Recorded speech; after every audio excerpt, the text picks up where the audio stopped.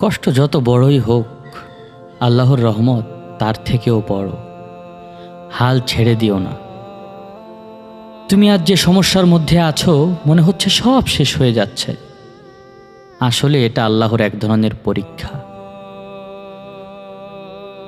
আল্লাহ তাআলা কখনো এমন কষ্ট দেন না যা তুমি সামলাতে পারবে না।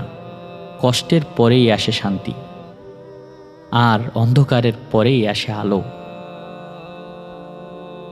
আজ যদি তুমি ধৈর্য ধরে আল্লাহর উপর ভরসা করো, একদিন এই কষ্টই তোমার জীবনের শক্তি হয়ে যাবে।